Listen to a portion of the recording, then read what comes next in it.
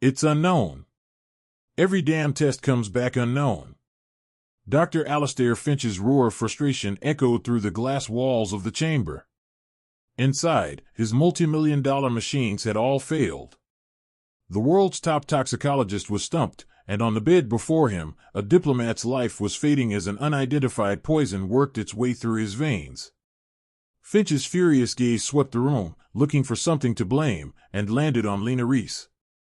The rookie nurse wasn't frantically checking monitors or preparing useless antidotes. She stood perfectly still, her head tilted slightly, her eyes closed. She was near a sealed ventilation duct, gently sniffing the air. "Are you smelling the walls now, nurse?" Finch sneered, his voice dripping with contempt. "Are you trying to divine the answer from the great beyond? We have a man dying, and you're practicing aromatherapy. Get out of my sight. You are useless here." But Lina wasn't smelling the walls. She was isolating a single, terrifyingly familiar molecule in the recycled air. A scent of crushed jungle leaves and a faint, sweet rot. He thought her a fool. He was about to discover that the only instrument in the world capable of identifying this poison was the human sense he had just so arrogantly dismissed. The arrival of the patient, diplomat Adrian Sterling, sent a shockwave of controlled panic through the advanced toxicology unit. Outside the hermetically sealed glass walls of the chamber, government agents in dark suits spoke into their wrists, their faces grim. Inside, the air hummed with the sound of a dozen multi-million-dollar machines whirring to life. This was Dr. Alastair Finch's stage, and he was in his element. "Get me a full blood panel," toxicology screamed, "and prepare for immediate dialysis," he commanded, his voice crisp and authoritative. He was performing for the observers. "Vitals are crashing. We have a 60-minute window to identify the agent before we have irreversible cell necrosis. This will be a battle of data, ladies and gentlemen. And here, data is a god we understand." Dr. Chloe Vance, his ambitious senior resident, moved with a razor-sharp efficiency that mirrored his own. "4 line is in. Blood samples are on their way to the spectrometer," she announced, before casting a critical eye over the rest of the team. Her gaze lingered on Lina Reese, the new rookie nurse. "Let's try to keep the pace up, people. We're not here to hold hands."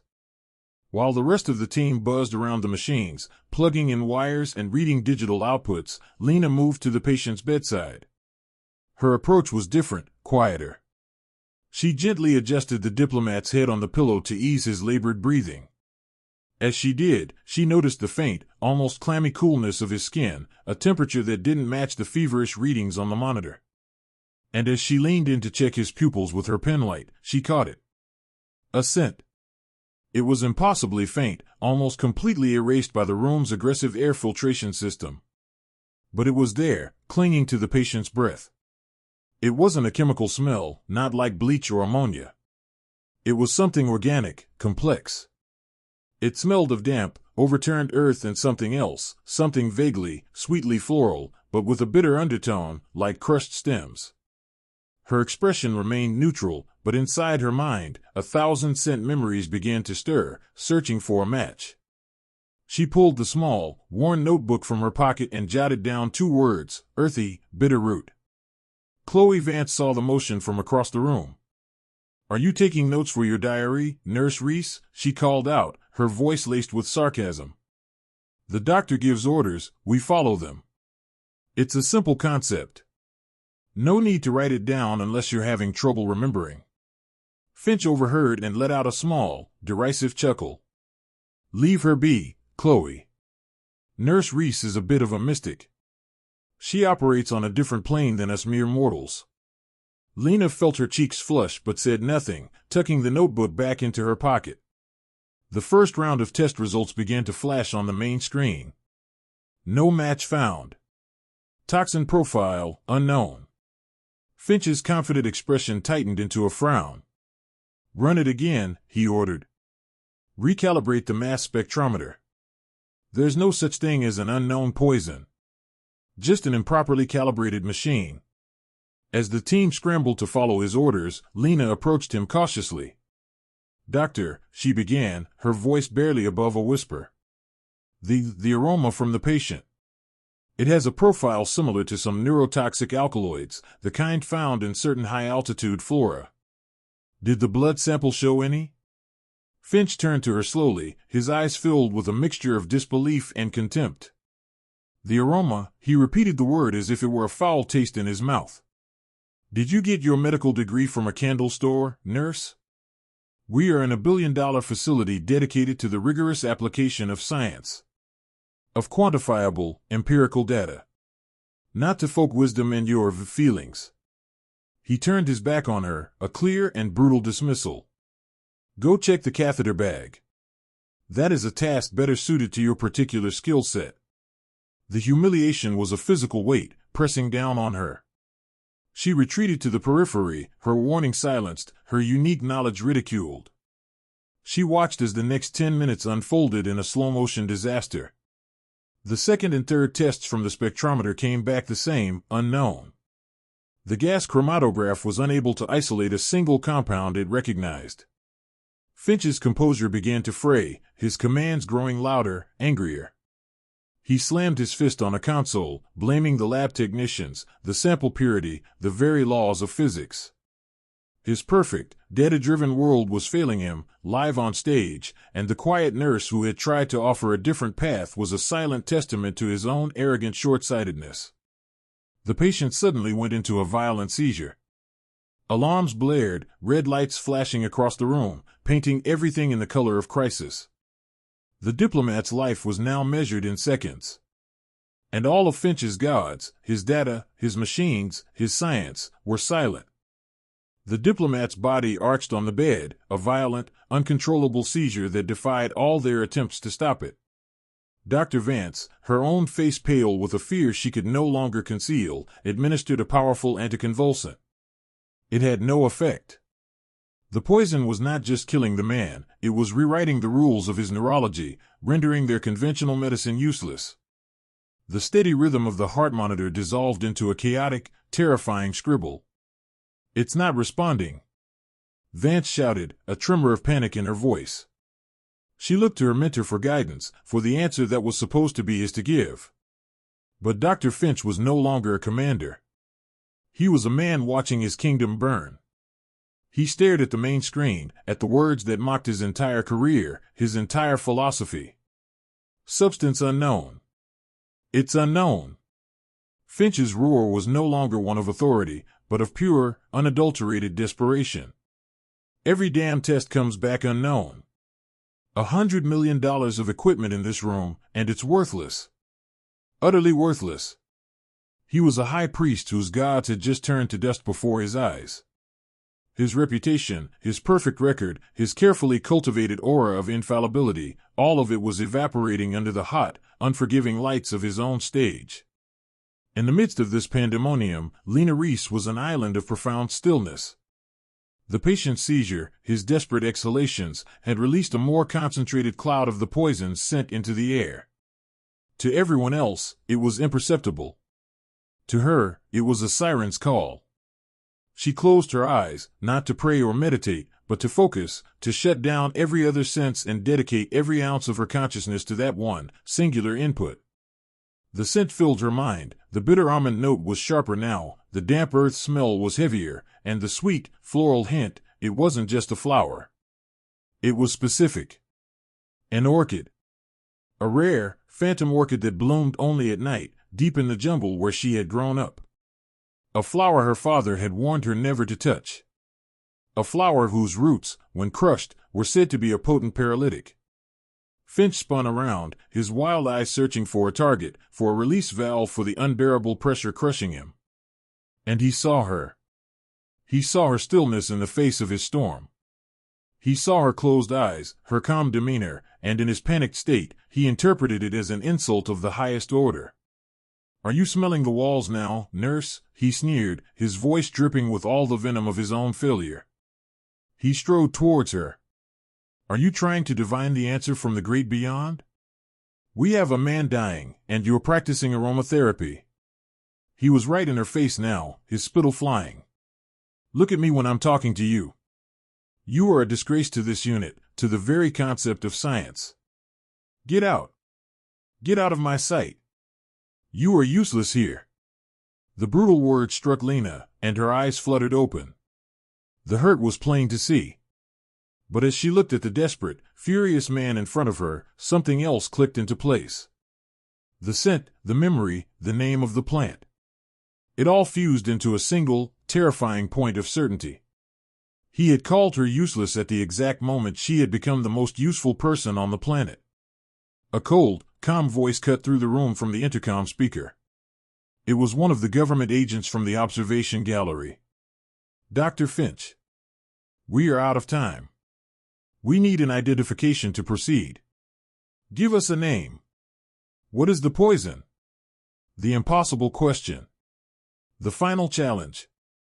Finch tore his gaze away from Lina, the anger draining from him, leaving only the hollow shell of defeat. He turned to the impassive glass wall and spread his hands in a gesture of utter surrender. I've told you, he said, his voice barely a whisper. The machines cannot identify it. The molecular structure is alien. There is no match. It's unknown. He spoke the word unknown with a shuddering finality. It was no longer a temporary problem, it was an epitaph.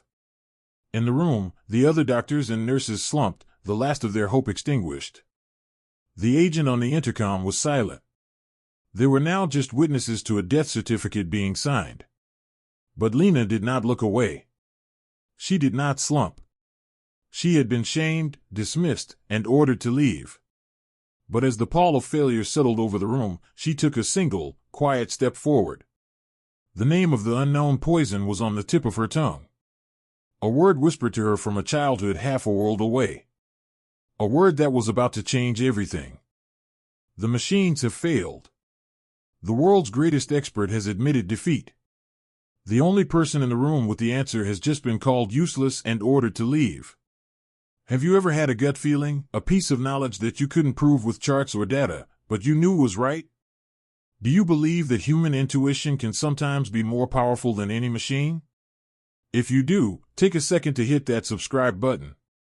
It's a vote for every quiet talent that has ever been ignored. Because the moment Lina proves them all wrong is coming up next, and you won't want to miss the fallout. Into the vacuum of defeat, a quiet voice spoke, clear and precise, cutting through the heavy silence. It is an unknown. Every head turned. Lina Reese had taken a step forward, out of the shadows. All eyes were on her. Dr. Finch, his face a mask of exhausted fury, glared at her. The poison, Lina continued, her voice steady, is from Aconitum phantasma. The scientific-sounding name hung in the air, alien and strange.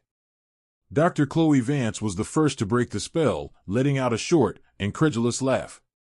Aconitum what? Is that a spell from one of your mystical books? There is no such classification in any toxicological index. You're hysterical. I ordered you to leave, nurse. Finch roared, his authority reasserting itself as anger. Are you deaf as well as delusional? I will not have my unit turned into a circus. We are not playing guessing games while a man's life hangs in the balance. Security. Remove her from my lab immediately. The two guards at the door tensed, ready to move. But Lina didn't retreat. She stood her ground, her gaze fixed not on Finch, but on the glass of the observation gallery, as if speaking directly to the silent authorities beyond. Her voice rose, gaining a strength no one in the room had ever heard from her. It's not in your index because the species was declared extinct 50 years ago, she said, her words sharp and deliberate. Its common name is the ghost root orchid. It only grows in the volcanic soil of a single valley in the Amazon basin. My parents were the botanists who wrote the monograph on it. A stunned silence fell. Finch and Vance stared at her, their mouths agape. Your machines can't identify it, Lina pressed on, seizing their shocked silence, because you're looking for a single compound. It's not. It's a complex protein alkaloid conjugate. The poison binds to hemoglobin cells. Your spectrometer is dismissing the protein as harmless biological matter, and the gas chromatograph is misreading the alkaloid as a common, naturally occurring plant sterol. You're looking at two separate, benign puzzle pieces. You have to tell the machine to look for the bond that links them. She took another step, now pointing at the main console. There's a deep archive botanical database on your server, cross-referenced with geological surveys. Program the mass spectrometer to ignore the individual components and search only for a conjugate signature with a molecular weight of precisely 1,214 atomic mass units. And tell it to cross-reference that signature with the presence of trace amounts of tellurium. The ghost root absorbs tellurium from the soil in that valley. It's the plant's fingerprint. It will be there. The sheer, overwhelming specificity of her knowledge was like a physical force. This wasn't a guess. It wasn't mysticism. It was a doctoral thesis delivered in 30 seconds. Dr. Finch was speechless, his arrogance completely checkmated by a torrent of undeniable expertise. The sharp voice of the government agent crackled over the intercom, leaving no room for argument. Dr. Finch. You heard her. You have your next, and your last, course of action. Do it. Now. Trapped and utterly humiliated, Finch staggered to the main console. It was the longest walk of his life. Chloe Vance, looking pale and shaken, followed him. With trembling, clumsy fingers, Dr. Finch, the world's foremost toxicologist, began typing. But he wasn't entering his own commands. He was merely a vessel, taking dictation from the rookie nurse he had tried to expel. He manually bypassed the system's primary search protocols, inputting the exact molecular weight Lina had specified. He instructed the machine to hunt for the tellurium fingerprint. He hit enter. The screen, which for the last hour had only shown the glaring red of failure, now turned a neutral blue. A single progress bar appeared. The entire room, silent as a tomb, held its breath. The bar crept across the screen, agonizingly slow. The fate of the diplomat, Lina's credibility, and Finch's entire career were all being weighed in the digital heart of the machine. The progress bar reached the end. The screen flashed. Analyzing. Searching for conjugate signature, 1,214 AMU. Cross-referencing for tellurium trace. A new line of text blinked at the bottom of the screen. Signature detected. Match found. The words match found glowed on the screen, a beacon in the dark. For a moment, everyone stared, uncomprehending. Then, the system, acting on the confirmed match, unlocked a file buried so deep in its archives it was practically fossilized. A cascade of information flooded the main monitor. At the top, in stark white letters, Aconitum phantasma, ghost root orchid. Beside it, a grainy, 50-year-old photograph of a ghostly white flower.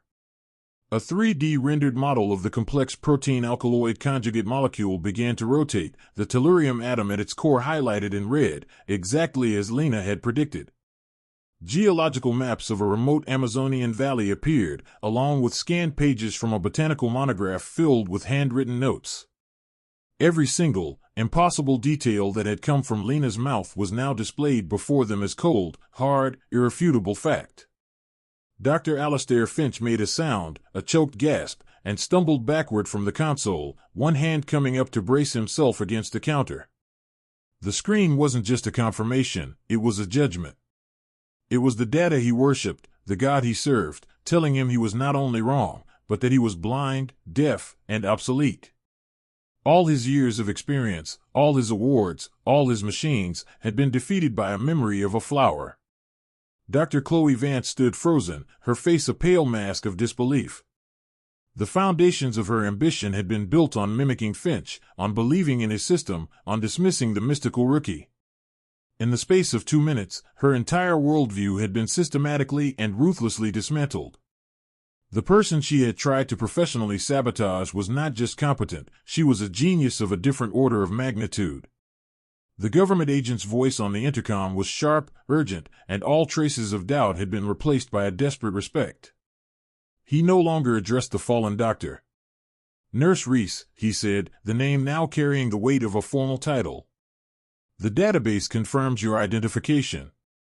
It also states that the fatality rate is 99% and that there is no known antidote. Is that information correct? Lina stepped forward, moving past the shell-shocked Finch and taking her place at the head of the room, in front of the main console. She was no longer hiding in the corners. She was the new center of gravity.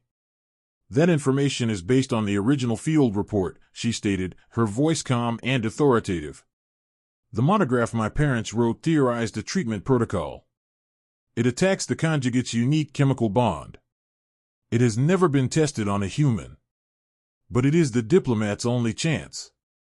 She looked around the room, her quiet gaze now commanding the attention of every single person. She was no longer a shy rookie, she was a field marshal outlining a daring counterattack. The alkaloid is bound to the protein by the tellurium atom. It's the linchpin. We break that bond, and the body's natural defenses can fight the two components separately. It's a two-pronged approach.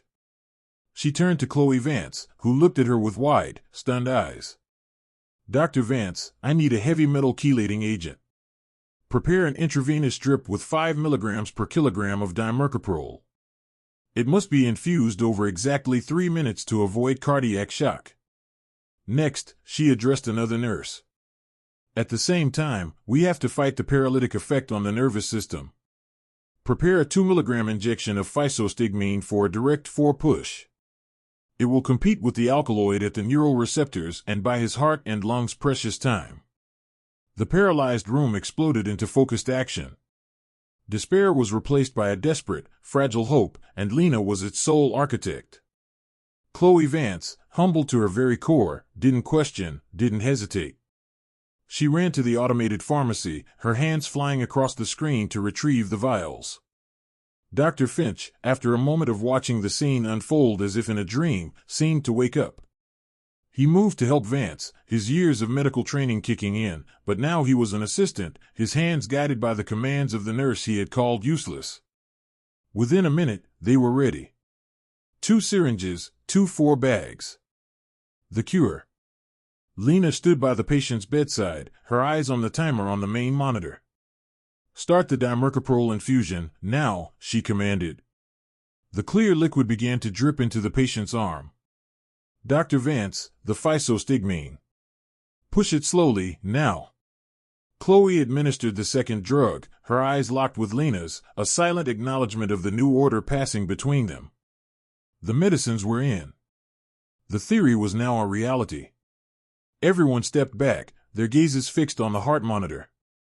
The chaotic, jagged lines of a dying heart continued their frantic dance. 1 second. 2. 5. 10. Nothing changed. The alarms continued to shriek. The chaotic scribble on the screen remained. A collective breath was held in the silent, agonizing space between a miracle and a death. 15 agonizing seconds passed. The chaotic rhythm on the heart monitor continued its death rattle. A collective despair began to settle back into the room. The theory was beautiful, but they had been too late. And then it happened. A single, perfect waveform spiked across the monitor, accompanied by a clear, resonant beep. It was an island of order in a sea of chaos. A moment later, another appeared. And another. Beep. Beep. Beep. The frantic, shallow gasps of the diplomat began to deepen, his chest rising and falling in a slow, steady rhythm. The violent convulsions that had racked his body lessened, his clenched fists uncurling, his arched back relaxing onto the bed. As if a spell were being broken, the jagged scribble on the monitor began to smooth itself out, beat by beautiful beat, into a strong, stable sinus rhythm. The cacophony of alarms, one by one, fell silent. The shrill cry of the ventilator alert, the piercing wail of the cardiac alarm, all ceased, until the only sound left in the sterile quiet was the steady, reassuring pulse of a life that had been pulled back from the very brink. A junior nurse let out a sob, covering her mouth with her hands. Dr. Chloe Vance stared at the monitor, her face wet with tears she was unaware of shedding, her expression one of utter, transformative awe. She looked at Lina, not as a colleague, but as a pilgrim looks at a shrine. Dr. Alastair Finch slid down the wall he was leaning against, slumping into a chair as if his bones had turned to liquid. His head was bowed, his hands limp in his lap. It was not the posture of shame, but of a man who had just witnessed a fundamental law of his universe be broken. He had built his life on the altar of the machine, on the infallibility of data. He had just watched that entire religion be torn down and replaced by something far older, far more powerful. He was a man remade by his own humbling. From the intercom, a muffled sound could be heard, which the stunned team slowly recognized as applause. The government agent's voice came through, thick with emotion and disbelief. "My God. His vitals are stabilizing. Blood pressure is rising. I've never seen a reversal this rapid. It's a miracle." Lina didn't hear the applause. She didn't see the looks of reverence. Her focus remained entirely where it had always been, on her patient. She moved to the bedside and gently took the diplomat's wrist, feeling for the returning pulse with her own fingers, trusting her touch over the flashing numbers. She lifted his eyelid with her thumb and shone her penlight into his eye. This time, his pupil, once fixed and dilated, constricted into a tiny black pinprick. Neurological function was returning. She straightened up, her expression calm and focused. The crisis was averted, but the recovery was just beginning. She turned to the team, who were all looking to her as their new, undisputed leader. "The conjugate bond is broken, but his system is weak," she said, her voice cutting through their daze, pulling them back to their duties. "We need to support his recovery. I want a full saline flush to help his kidneys clear the chelating agent. Monitor his electrolytes every 15 minutes. And start him on a low-dose dopamine drip to maintain blood pressure." They were no longer suggestions, they were the orders of a seasoned clinician. But before the team could spring into action, the agent's voice boomed from the intercom one last time, sharp and decisive, cementing the new reality for all to hear. "Dr. Finch."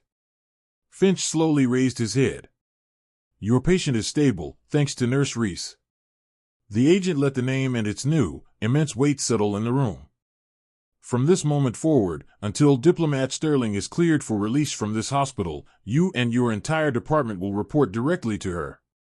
Her protocol is the only protocol. Her orders are your orders. There will be no deviation." He paused. "Is that understood?" The entire room turned to look at the fallen king. Dr. Alistair Finch, the titan of toxicology, looked across the room at the quiet, unassuming rookie nurse. He saw the woman he had ridiculed, the woman he had tried to expel, the woman who had just saved his patient, his reputation, and his very soul from the consequences of his own arrogance. His eyes, for the first time, were clear of pride. He looked directly at Lina, and in a quiet, raspy voice, he gave his surrender. "Yes," he said. "Perfectly understood." In the hours that followed the miracle, a new culture was born in the sterile confines of the chamber. The frantic, ego-driven chaos was replaced by a quiet, focused collaboration. Lina moved through the room not as a commander, but as a conductor, ensuring every member of the team played their part in the symphony of recovery. She showed a junior nurse how to interpret the electrolyte readings, she consulted with the pharmacist on the dosage timings, and she listened to everyone's input with a respect that had been sorely absent before. Dr. Finch and Dr. Vance worked alongside the others, their former authority replaced by a subdued, deferential diligence. They were all, for the first time, simply a team. Later that day, the pressurized doors hissed open, and two men in immaculate suits entered. One was the lead government agent, a man named Harris with tired but grateful eyes. The other was Director Evans, the head of the hospital, his face a mixture of profound relief and stern purpose. All work in the lab paused as they walked directly past Dr. Finch and stopped in front of Lina. "Nurse Reese," Agent Harris began, his voice formal but sincere. "My government, and indeed the international community, owes you a debt that cannot be repaid. You didn't just save a diplomat tonight, you may have averted a significant global crisis. We are all in your debt." Director Evans stepped forward. "Lina, I have no words. You faced a cascade of systemic and personal failures, and you responded with a level of genius and grace that is simply breathtaking. The board sends its deepest gratitude." Lina listened to the high praise, her expression calm and unchanged. She seemed almost uncomfortable with the accolades. "Thank you, sirs," she said, her voice soft. "But the team is the reason he's stable. Everyone did their part once we knew what we were fighting." She tilted her head towards the patient's bed. "My only concern now is Mr. Sterling's recovery. His kidneys will need careful monitoring for the next 48 hours. She had taken their praise and immediately deflected it, first to the team, and then back to her patient. Her priority was not glory, it was care. Director Evans gave a small, appreciative smile. He respected her humility more than any boast. Then, his smile faded. His gaze hardened and swept across the room, landing on Dr. Chloe Vance. She was trying to look busy at a computer terminal, but she flinched as if his stare were a physical touch. "Dr. Vance," Evans said, his voice dropping to an icy, administrative tone that was far more terrifying than Finch's theatrical rage. Chloe turned slowly, her face pale. "Yes, Director. I have spent the last 2 hours reviewing every second of the logs from this unit," Evans said, taking a deliberate step toward her. "And I have noted your performance. I noted your repeated, unprofessional attempts to undermine and belittle Nurse Reese. I saw a doctor who, in the midst of a life-threatening crisis, chose to mock a colleague in a pathetic attempt to curry favor with her superior. That is not the conduct of a leader. It's the conduct of a sycophant." Chloe's eyes welled with tears, but she said nothing. There was nothing to say. "Your ambition is clear, Doctor," Evans continued, his voice mercilessly precise. "But you have forgotten that ambition without character is a cancer in an institution like this. You need to be reminded of what it means to be a doctor, not just a competitor." He delivered the verdict. "Effective immediately, your name is being withdrawn from the toxicology fellowship program. Your senior residency is being extended by 1 full year. For the next 12 months, you will be reassigned to the overnight shift in the general emergency ward. You will work with the interns, the orderlies, and the triage nurses. You will learn the value of every single person on a team. You will learn that true medicine is a collaboration, not a climb. Am I understood?"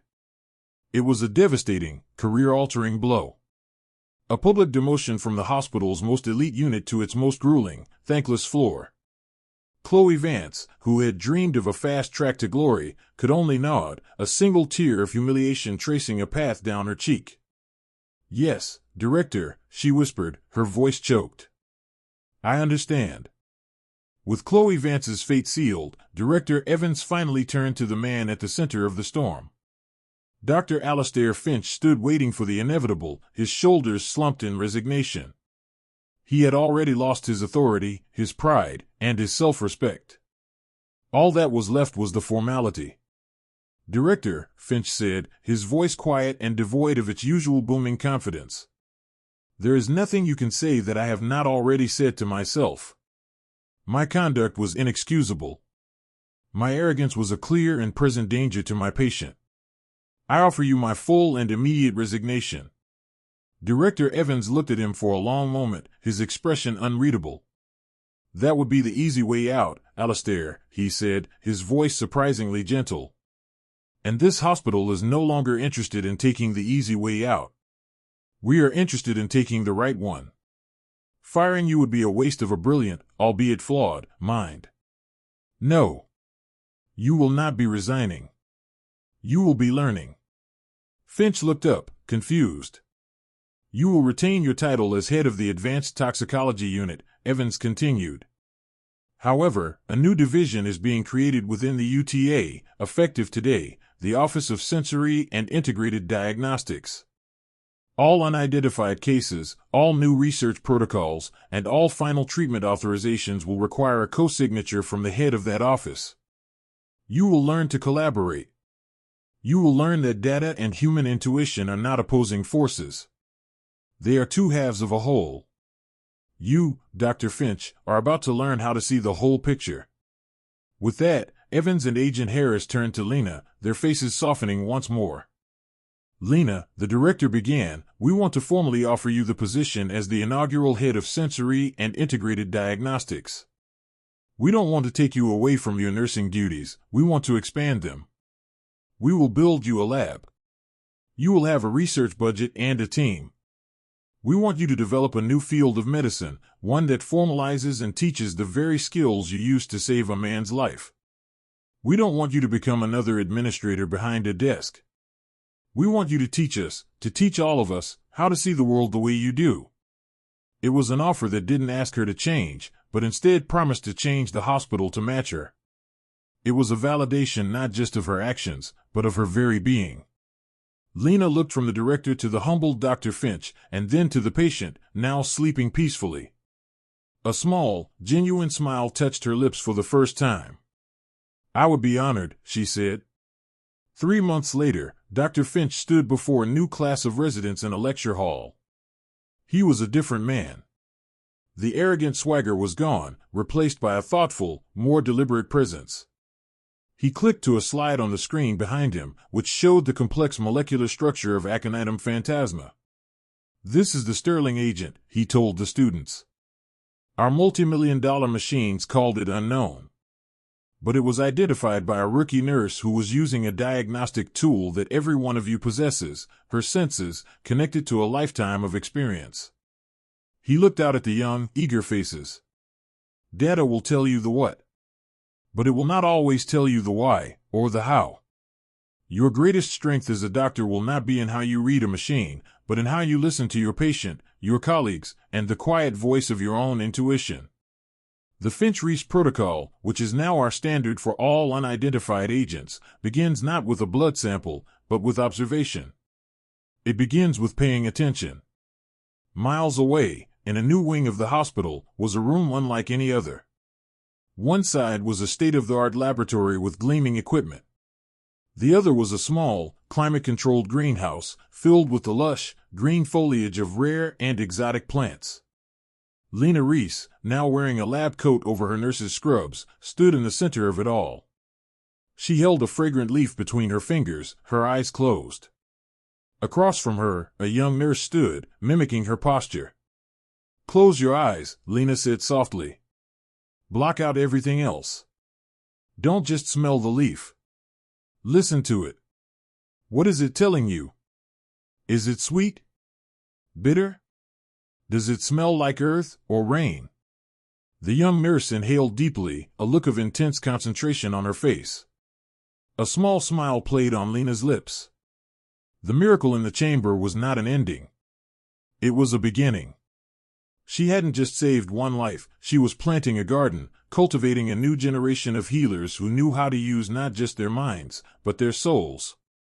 Lina's incredible story proves that the most powerful diagnostic tool isn't always a machine, but the quiet, accumulated wisdom within us.